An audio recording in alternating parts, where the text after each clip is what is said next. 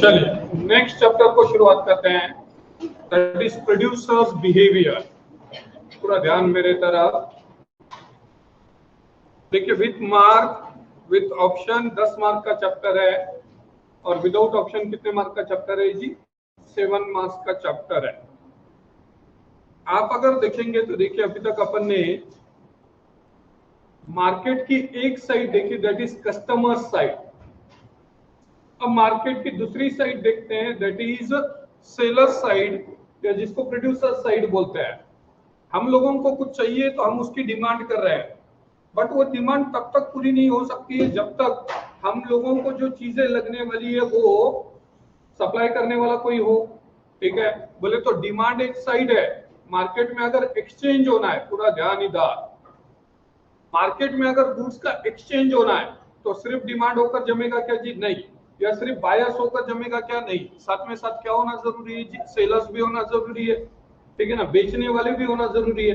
तो अभी तक हमने जो 2 चैप्टर्स देखे, demand and elasticity of demand, these 2 chapters are showing the side of और शोइंग द, क्या बोलेंगे हम, किसका बता रहे थे जी? साइड बता रहे थे, वो कस्टमर की साइड बता रहे थे। ठीक है, प्राइस में अप डाउन हुए तो कस्टमर का क्या बिहेवियर होगा वगैरह वगैरह सब डिस्कशन हमने किया। अब देखिए अपने को देखना है प्रोड्यूसर्स बिहेवियर। एक्चुअली चैप्टर का नाम प्रोड्यूसर्स बिहेवियर एंड सप्लाई हुआ करता था, अब उन्होंने वो चैप्टर का नाम क्या कर दिया जी? Producers behaviour. ये चैप्टर में अपन क्या पढ़ने वाले? व्हाट मीन बाय सप्लाई, ठीक है ना, उसके बाद इंडिविजुअल सप्लाई, मार्केट सप्लाई, ठीक है, फैक्टर्स अफेक्टिंग सप्लाई वगैरह वगैरह, लॉ ऑफ सप्लाई वगैरह, ये अपने को ये चैप्टर में देखना है। सो अनदर इंपॉर्टेंट चैप्टर क्या बोला हुआ है देखिए आपके पास, define the following concepts. 2 mark के लिए कंसेप्ट्स है, लिखिए 2 मार्क्स ईच, लिखिए 2 marks each.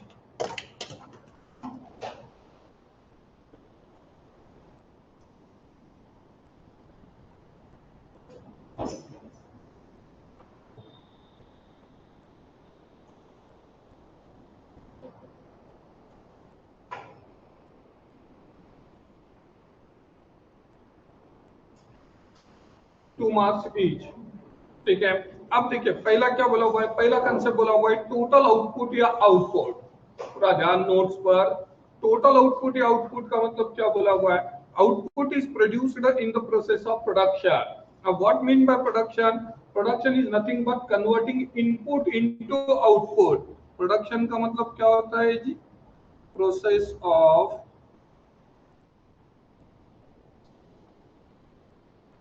converting raw material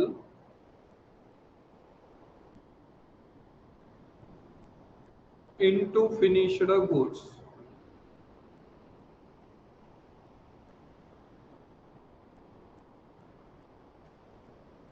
Production is a process of converting raw material into finished goods.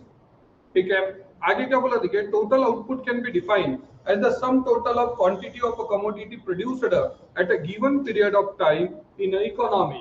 एक पर्टिकुलर टाइम में एक कंट्री के अंदर कितने गुड्स बने, बराबर है ना, वो गुड्स की टोटल को क्या बोला जाएगा जी? टोटल आउटपुट बोला जाएगा। या कोई एक इंडस्ट्री ने एक साल के अंदर कितने गुड्स बनाए, उसको वो इंडस्ट्री का क्या बोला जाएगा जी? टोटल आउटपुट बोला जाएगा। ठीक है, आगे क्या बोला देखिए, in the process of production inputs are converted into output और final goods. In simple words, total output refer to the amount of commodity produced during a particular period of time. Underline कीजिए, total output refers to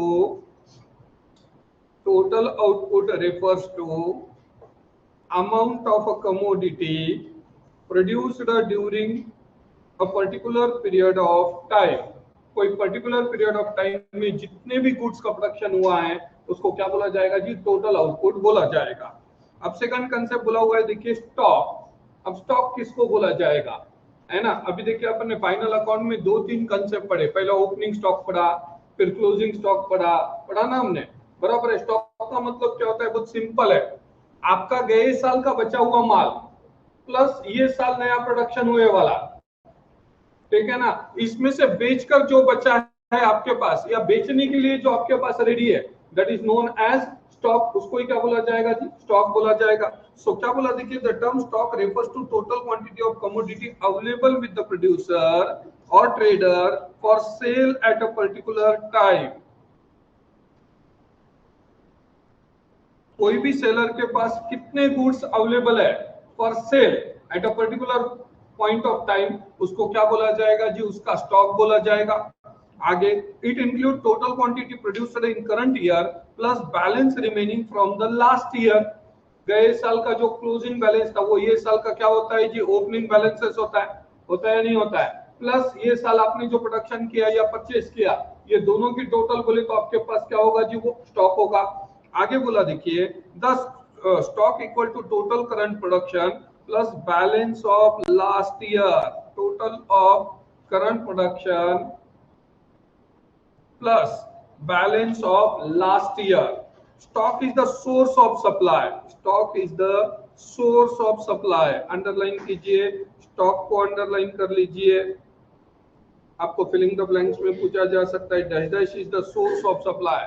stock is the source of supply. It is potential supply. Without stock supply is not possible.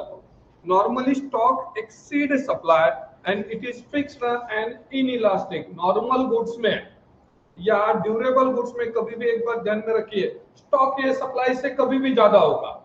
बोले तो क्या sir, नहीं समझ में आया? आप कोई टू व्हीलर के शोरूम में गए तो आप अगर देखेंगे उनके पास 100 गाड़ियां पड़ी है, तो 100 गाड़ियों में से 10 गाड़ी बेच रहे हैं, बोले तो 90 का स्टॉक उनके पास एडिशनल पड़ा है कि नहीं पड़ा है। देखिए, तो ड्यूरेबल गुड्स में कभी भी एक बात ध्यान में रखना, ड्यूरेबल गुड्स में कभी भी stock is more than supply, but perishable goods में stock is equivalent to supply.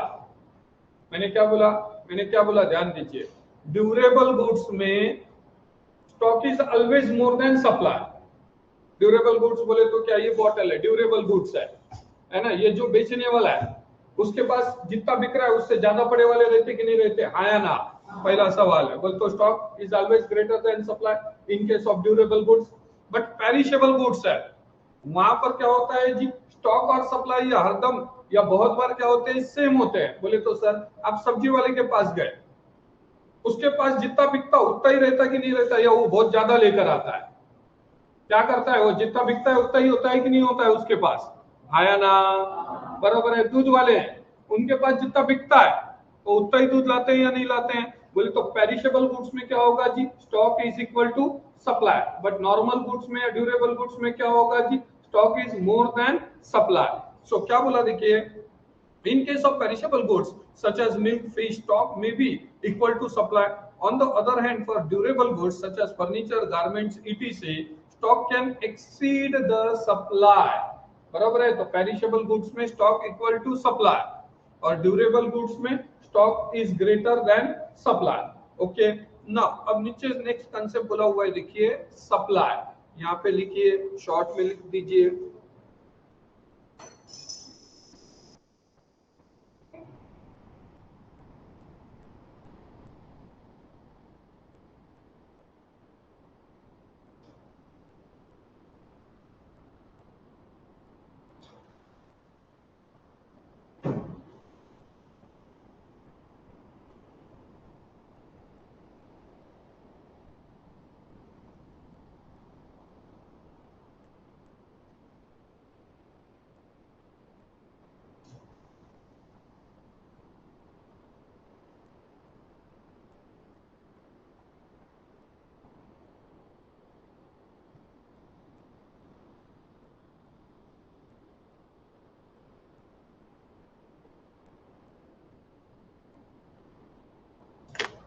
हो गया ना। अब नीचे बोला हुआ है, देखिए ये चैप्टर की important definition, that is supply. क्या बोला देखिए, supply means the amount of commodity which the seller producer are able and willing to offer for sale at a particular price during a certain period of time. Underline कीजिए, simple सी definition, it is that amount of commodity which a seller or producer is able and willing to offer for sale at a particular price during a specific time. बोले तो क्या sir, मैंने बोला कि कोई एक सेलर है, ये सेलर है, बराबर है, इसके पास 100 केजी शुगर पड़ी है, स्टॉक है इसके पास, रेट चल रहा है से सपोज 38 रुपीज पर केजी, ठीक है। अब मार्केट में डिमांड है 500 किलो का शुगर एट ₹38 पर केजी। अब जो रेट उसको चाहिए वो रेट में शुगर बिक रही है मार्केट में, आया ना, बराबर है, बट डिमांड कितनी है, डिमांड कितनी है, बट वो कितना बेच पाएगा, 100 किलो बेच पाएगा कि नहीं।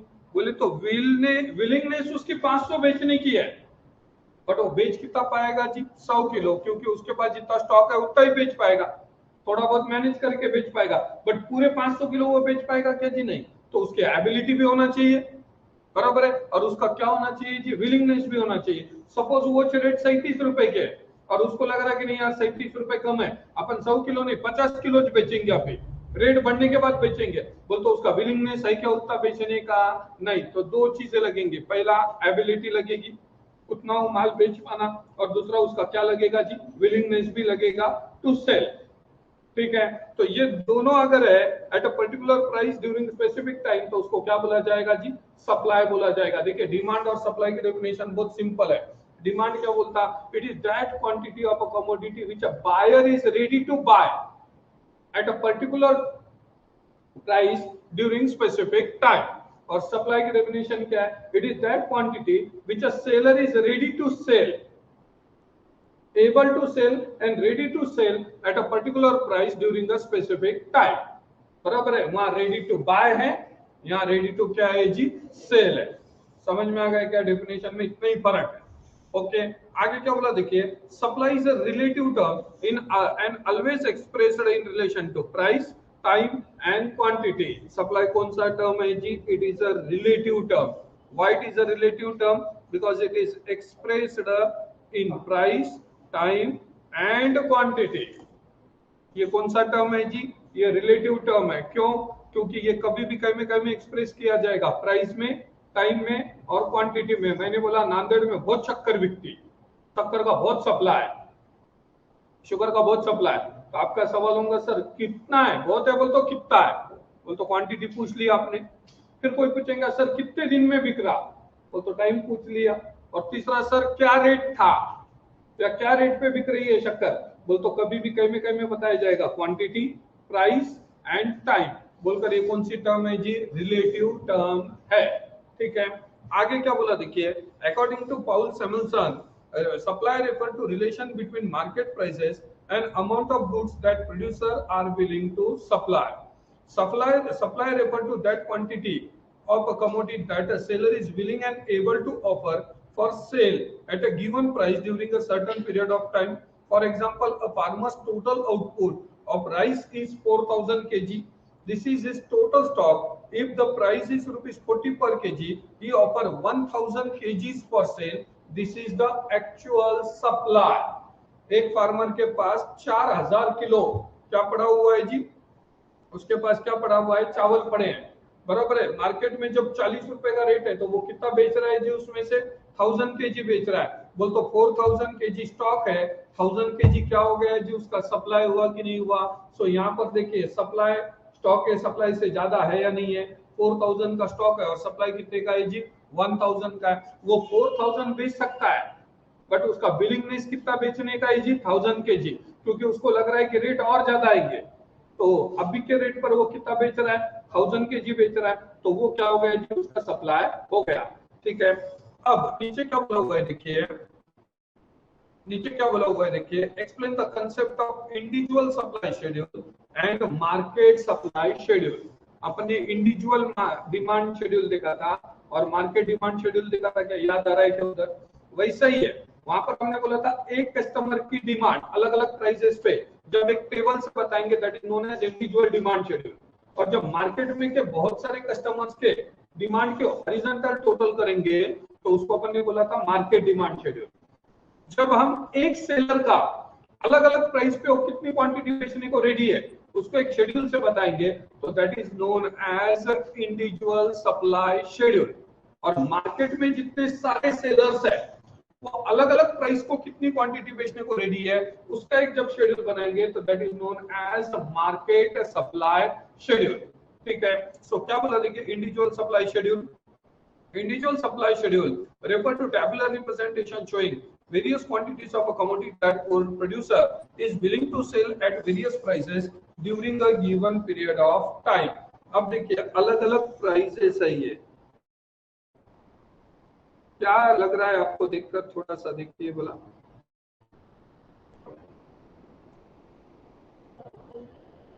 क्या लग रहा है दोनों को देखकर। प्राइस बढ़ी तो सप्लाई बढ़ रहा है ना, बोले तो हम ऐसा बोल सकते प्राइस बढ़ी तो सप्लाई भी क्या हो रहा है जी, हाँ बढ़ रहा है। और प्राइस कम हुई तो सप्लाई भी क्या हो जाएगा जी, कम हो जाएगा। अब प्राइस बढ़ी तो सप्लाई क्यों बढ़ेगा, कौन बताएगा। प्राइस बढ़ी तो सप्लाई क्यों बढ़ेगा, प्रॉफिट बढ़ेगा, सिंपल है ना, बराबर है। सपोज हमने बोला कि प्रॉफिट मार्जिन यहाँ पर उसका 2 रुपए है तो डेफिनेटली यहाँ 4 हो गया, आया ना। यहाँ कितना हो गया, 6 हो गया, यहाँ कितना हो गया 8 और यहाँ कितना हो गया 10 हो गया ना, समझ में आ रहा है क्या। तो जैसे जैसे उसका प्रॉफिट मार्जिन बढ़ते जाएगा उसका तो इंटरेस्ट रहेगा ज्यादा से ज्यादा बेचने में। ठीक है, नीचे क्या बोला देखिए in the above schedule different commodities of commodity X sold by seller different at different possible prices at a given time is shown। When the price of commodity X increases, its supply also increases। When price is ₹10 per kg, quantity supplied 20 kg। When its price increases from 10 to 12 per kg, its supply also increases from 20 to 30 kg। Thus, there is a direct relationship, underline कीजिए, there is a direct relationship between price and quantity, price of the quantity and its quantity supplied। Direct relationship कैसा है, ये देखो ये बढ़ रहा है तो ये भी बढ़ रहा है और ये कम हो रहा है तो ये भी क्या हो जा रहा है जी, कम हो रहा है क्या, बराबर है। बोल तो दोनों भी कौन से डायरेक्शन में जी, एक ही डायरेक्शन में चल रहा है। ठीक है, आगे क्या बोला देखिए market supply schedule. Market supply schedule refer to tabular representation showing different quantities of a commodity which all producers are prepared to sell at different prices at a given period of time। It is obtained by horizontal summation, underline कीजिए, it is obtained by horizontal summation of supply।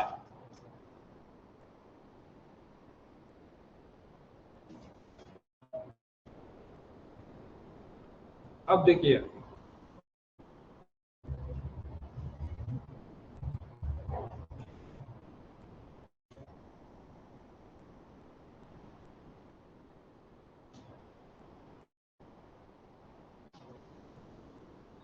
ये इसकी total है,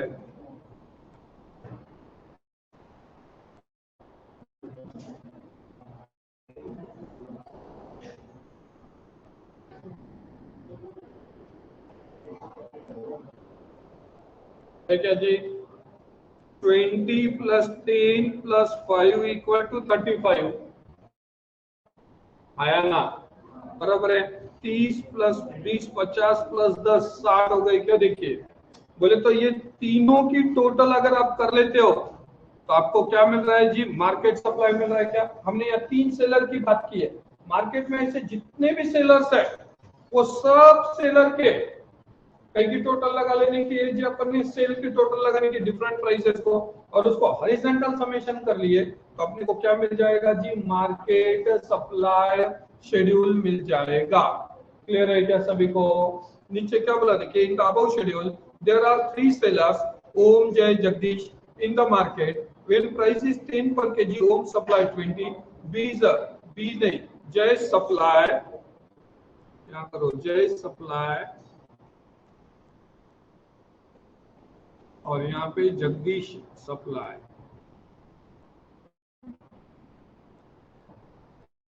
Jagdish supply is 5 kg. Thus total market supply at rupees 35 is 35 kg at rupees 10, at rupees 10 करो, at rupees 10 35 kg. When price increases to 12 per kg, market supply also increases to 60 kg. Thus even in case of market supply, there is a direct relationship of between price of commodity and its quantity supplied. समझ में आ रहा है क्या? दोनों में भी कौन सा है जी? पॉजिटिव, क्योंकि जैसे जैसे प्राइस बढ़ रही है वैसे वैसे सप्लाई भी क्या बढ़ते जा रहा है जी? बढ़ते जा रहा है कि नहीं? मार्केट सप्लाई देखिए बोला है ना, ठीक है। नाउ अब नीचे बोला देखिए, what are the determinants of supply. पहले इतना पढ़िए, कोई डाउट है तो पूछिए, 2 मिनट लीजिए।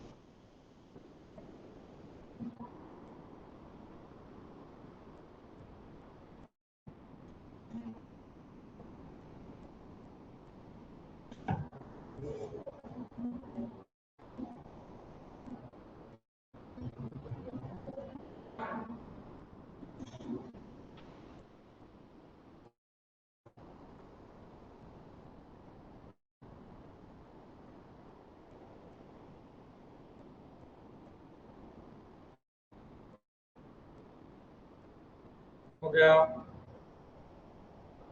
चलो आगे, चलो आगे। वहां डिटर्मिनेंट्स ऑफ डिमांड देखा था हमने, पोपटलाल की पेन देखा था, याद आ रहा है क्या कुछ? Long ago we learn a chapter called as demand, बराबर है ना, and elasticity of demand. In that we learn determinants of demand, जिसका अपन ने मेमोनिक बनाया था पोपटलाल की पेन। अब देखिए यहां बोला हुआ है जीपीएस इन ऑफिस, ठीक है। पहला बोला जी, दैट इज गवर्नमेंट पॉलिसी। अब डिमांड पर गवर्नमेंट पॉलिसीज का क्या असर होता है, ध्यान दीजिए। सॉरी, सप्लाई पर गवर्नमेंट पॉलिसीज का क्या असर होता है? अगर गवर्नमेंट के पॉलिसीज फेवरेबल है तो सप्लाई बढ़ जाएगा, अनफेवरेबल है तो सप्लाई कम होगा। बोले तो सर बहुत सिंपल सा है, महाराष्ट्र में गुटखा बैन है, वो बिकता ऐसा धराल से वो बात अलग है, बराबर है, दिखता नहीं बट बिकता जरूर। दुकानों पे कहां दिखता गुटखा लटके वाला? नहीं दिखता, बट बिकता हर दुकान पे, बराबर है ना। देखिए अगर गवर्नमेंट के पॉलिसीज वो गुटखा के फेवर में, गवर्नमेंट ने बैन नहीं किया तो उसका सप्लाई बढ़ जाएगा, और गवर्नमेंट ने बैन कर दिया तो उसका सप्लाई क्या हो जाएगा जी? कम हो जाएगा कि नहीं हो जाएगा? जैसा आप अगर देखेंगे तो गुजरात में दारूबंदी है, लिकर बैन है, तो वहां दारू का सप्लाई कम है बट कम है। अगर वो जो बंद कर दिए तो सप्लाई बढ़ेगा कि नहीं बढ़ेगा? तो गवर्नमेंट के पॉलिसीज इंपैक्ट करेंगे कि नहीं करेंगे सप्लाई को? आया ना, आया ना, बराबर है। दूसरा क्या बोल रहा है देखिए, गवर्नमेंट पॉलिसीज लाइक टैक्सेशन। अब टैक्सेशन कैसा इंपैक्ट करता है? देखिए टैक्सेशन की वजह से सपोज गवर्नमेंट ने टैक्सेस बढ़ा दिए, ठीक है, प्राइस बढ़ा नहीं सक रहे आप, बोले तो सर नहीं समझ में आया। देखिए मैंने बोला कि कोई एक गुड्स की प्राइस है 25 रुपए, ध्यान दीजिए 25 रुपए प्राइस है, ठीक है। अब इसमें आपका प्रॉफिट मार्जिन है, एक एग्जांपल लेते हैं, प्रॉफिट मार्जिन है आपका 5 रुपए का, ठीक है। और इसमें आपको टैक्स लग रहा है गवर्नमेंट का, से सपोज हमने बोला कि वो टैक्स लग रहा है 3 रुपए का, ऐसा करके इसकी प्राइस कितने रुपए आने वाली है जी? 25 रुपए। बोले तो आप अगर देखेंगे तो ये दोनों मिलके कितने रुपए हो रहे हैं जी? 8 रुपए हो रहे हैं क्या? बोल तो वो गुड्स की प्राइस कितनी हो गई? 17 रुपए हुई क्या? 17 ना 8 25 हो रहे ना, आया ना? फटफट बोलो, समझ में आ रहा है क्या? अब आप इसको बढ़ा नहीं सकते, मार्केट में इतना कंपटीशन है कि आप बड़ा कम करने की बारी है, आप कम नहीं कर सकते तो बढ़ा तो सकते ही नहीं, ठीक है। तो 25 रुपए ही प्राइस रखना है आपको। अब गवर्नमेंट ने क्या कर दिया, ये टैक्स बढ़ाकर कर दिया 5 रुपए, इसको आपको उतने के उतना रखने का है, तो क्या करना पड़ेगा? आपका प्रॉफिट मार्जिन कम हो जाएगा कि नहीं हो जाएगा? अब प्रॉफिट मार्जिन कितने पे आ गया? 3 रुपए पे आ गया कि नहीं आ गया? तो अब मेरे को बोलो, प्रॉफिट मार्जिन कम हो गया तो सप्लाई बढ़ेगा कि कम हो जाएगा? कम हो जाएगा, होगा कि नहीं होगा? अभी तुम बोले थे सर प्रॉफिट बढ़ रहा बोल के वो सप्लाई बढ़ा रहा, बराबर है ना? अब यहाँ पर टैक्सेस बढ़ गए और आपका प्रॉफिट मार्जिन कम हो गया, तो सेलर सप्लाई कम करेगा कि नहीं करेगा? आया ना? समझ में आ रहा है क्या? हाउ टैक्सेशन पॉलिसी इम्पैक्ट, ठीक है। वो गवर्नमेंट ने अगर सपोज ये टैक्स कम कर दिया, गवर्नमेंट ने, अब और एक एग्जांपल लेते, गवर्नमेंट ने ये टैक्स कम करके 2 रुपए कर दिया और आपको उतना 4 रुपए रखने का है, तो यहाँ पे आपका प्रॉफिट मार्जिन कितना हो गया? 6 रुपए हो गया ना, आया ना? तो यहाँ पर सप्लाई कम हो जाएगा और यहाँ पे सप्लाई क्या हो जाएगा जी? बढ़ जाएगा कि नहीं बढ़ जाएगा? समझ में आ रहा है क्या? Are you getting my point? ठीक है। आगे क्या बोला देखिए, सब्सिडीज। अब सब्सिडी का मतलब क्या होता है? सब्सिडी हो, सब्सिडी नहीं है, सब्सिडी का मतलब क्या होता? गवर्नमेंट बहुत से चीजों में क्या करती है जी? आपको कंसेशंस देती है, ठीक है ना। गवर्नमेंट क्या करती है? सब्सिडी देती है, ये डीलर्स वगैरह को उनको प्रॉफिट मार्जिन बढ़ाने के लिए सब्सिडी देती है। अगर गवर्नमेंट अच्छी सब्सिडी दे रही है तो आपका प्रॉफिट मार्जिन बढ़ रहा है, तो आप सप्लाई बढ़ाओगे, और सब्सिडी कम हो गई तो आपका प्रॉफिट मार्जिन भी क्या हो गया जी? कम हो गया, तो आप सप्लाई क्या कर दोगे जी? कम करोगे, नहीं करोगे? ठीक है। उसके बाद क्या बोला हुआ है देखिए आपके पास, इंडस्ट्रियल पॉलिसीज है, मे इनकरेज और discourage production and supply depending upon government policy measures, ठीक है। सेकंड क्या बोला देखिए, प्राइस ऑफ कमोडिटी। अभी चप्पन ने बोला प्राइस बढ़ी तो सप्लाई क्या होता है जी? हाँ, प्राइस बढ़ी तो सप्लाई कम होता क्या? कौन बोला? नींद में है क्या? प्राइस बढ़ी तो सप्लाई भी क्या हो जाता है जी? बढ़ जाता है। अभी देखिए ना अपन ने बोल तो price up supply up, price down supply down, direct relationship है। सो सेकंड क्या बोला देखिए आपके पास, price is an important factor influencing the supply of commodity, more quantities are supplied at higher prices and less quantities are supplied at lower prices, thus there is a direct relationship between price and quantity supplied, ठीक है। उसके बाद बोला देखिए state of technology. अब मेरे को बताओ, आउटडेटेड टेक्नोलॉजी है, पहले आप अगर देखेंगे तो वो हैंडलूम पे साड़ियां बनते थे, अभी भी बनते हैं, तो पैठनी वगैरह बनते हैं, देखो हैंडलूम पे बनते हो, हाथ से बनाए जाते हैं, हैंड स्टिचेस साड़ीज है, ठीक है। अब अगर आप हाथ से साड़ियां बनाते बैठे हो या ओल्ड टेक्नोलॉजी से ऐसे चीजें बना रहे हो, तो सप्लाई ज्यादा रहेगा कि कम रहेगा? कम रहेगा। और सोफिस्टिकेटेड टेक्नोलॉजी, अपडेटेड टेक्नोलॉजी है तो सप्लाई बढ़ेगा। जहां पर वो साड़ी बनाने को हाथ से एक 8 से 10 दिन लगते, मशीन पे लगाए तो वो मशीन एक दिन में 1000 साड़ी बना के फेंक डालती बाजू में। मशीन को क्या लगा है? उसमें सिर्फ आपको धागे देना है, वो फटाफट फटाफट साड़ी करके फेंकेंगे कि नहीं साइड में?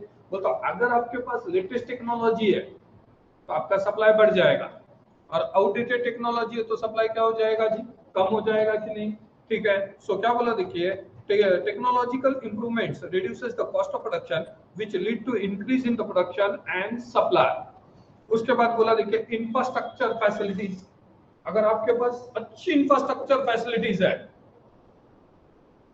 मैंने बोला आप कभी अगर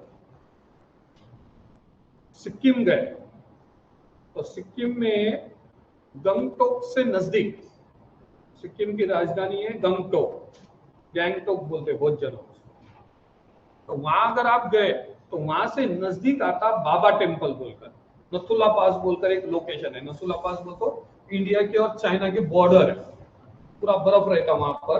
वो बाबा टेम्पल है, करीबन करीबन 14,500 फीट ऊपर रहते आप, वो तो लिटरली क्लाउड्स के ऊपर रहते आप। मैं गया हूँ 3-4 साल नीचे। वो वहां पर जैसा यहाँ पर इजीली अपने को सब मिलता, वहां मिलेगा क्या? क्यों नहीं मिलेगा? वहां इंफ्रास्ट्रक्चर ही नहीं है, जो कुछ जाना है वो रोडों से जाना है, बराबर है ना? तो वहां तक वो चीजें पहुंच सकती है क्या उतने आराम से जितने आराम से यहाँ पहुंच सकती है? नहीं। बहुत सारी चीजें आप अगर देखेंगे ना, अभी भी बहुत सारी चीजें मेट्रो सिटी में मिलती, अपने पास वो मेट्रो सिटी की चीजें मिलती ही नहीं। क्यों नहीं मिलती? क्योंकि वहाँ इंफ्रास्ट्रक्चर बहुत फास्ट है, बहुत सुपर है, तो वहां पर बहुत जल्दी जल्दी माल आता।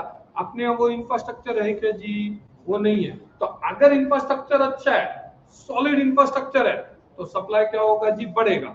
और वही अगर सप्लाई नहीं होगा, ये इंफ्रास्ट्रक्चर नहीं होगा, तो सप्लाई बढ़ेगा क्या जी? उतना नहीं बढ़ेगा। जैसा और एक एग्जांपल देता, आप अगर देखेंगे नांदेड़ में फूल बहुत बड़े पैमाने पे मिलते हैं, फ्लावर मार्केट बहुत बड़ा है नांदेड़ का।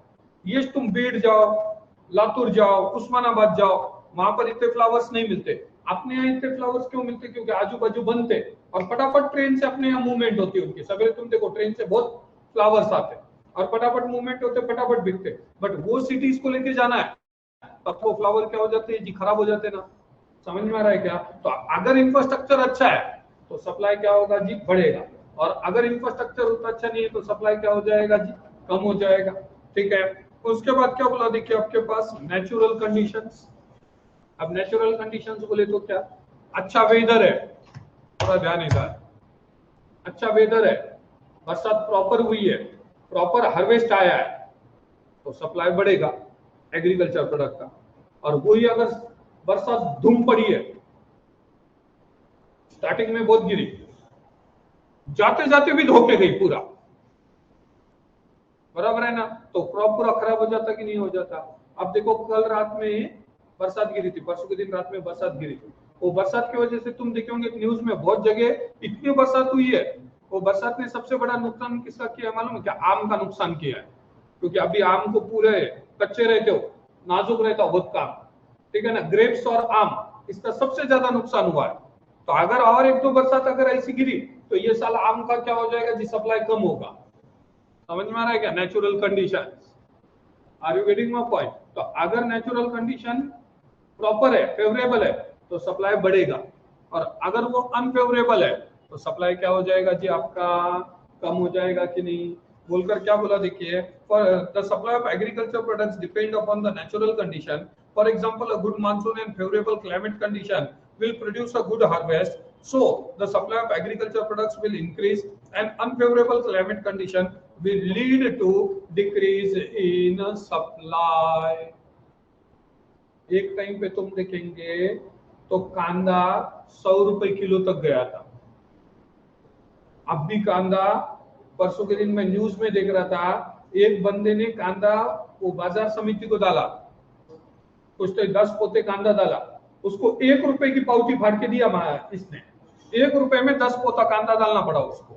वो तो कांदा कितना हुआ, ओनियन कितना प्रोडक्शन हुआ, वो तो अच्छा हार्वेस्ट आया, तो सप्लाई क्या हो गया जी? उसका बढ़ गया है कि नहीं बढ़ गया? देखिए, समझ में आ रहा है क्या? ठीक है, चलिए उसके बाद other factors include nature of the market.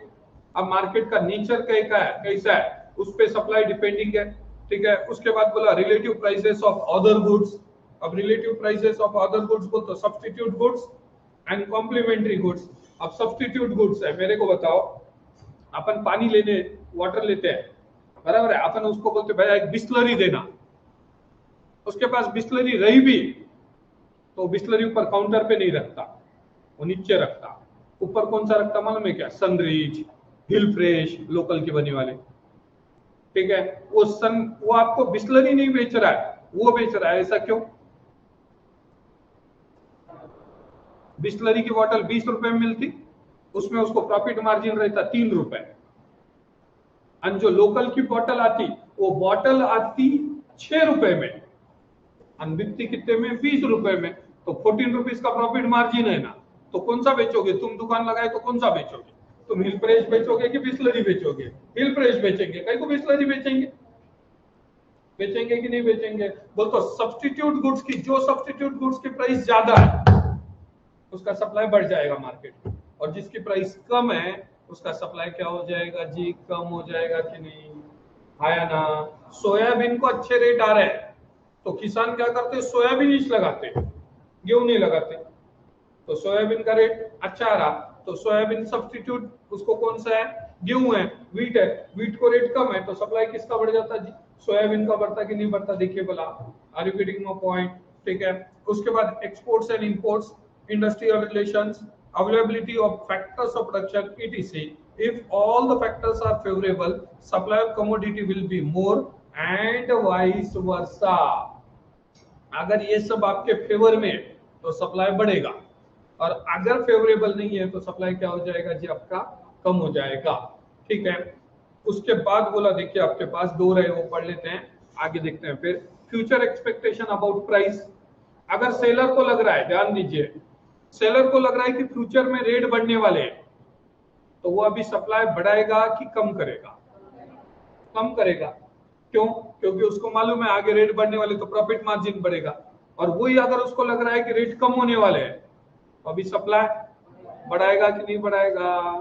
Are you getting my point? तो फ्यूचर एक्सपेक्टेशन है कि रेट बढ़ने वाले हैं तो सप्लाई कम हो जाएगा, और फ्यूचर एक्सपेक्टेशन है कि रेट कम होने वाला है तो सप्लाई क्या हो जाएगा जी? बढ़ जाएगा। लास्ट में क्या बोला देखिए, कॉस्ट ऑफ प्रोडक्शन।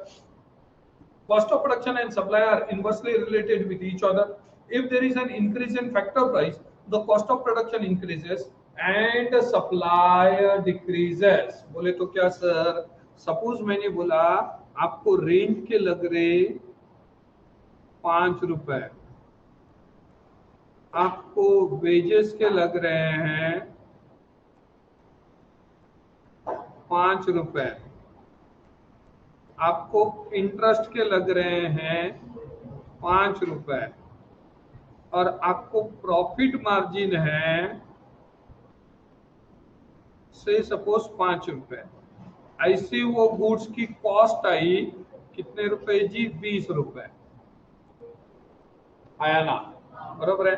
अब मैंने बोला कि ये प्राइस फिक्स है, ये प्राइस फिक्स है, बराबर है, ये अपन बढ़ा नहीं सकते, बराबर है ना? इसको अपन लॉक लगा लेंगे।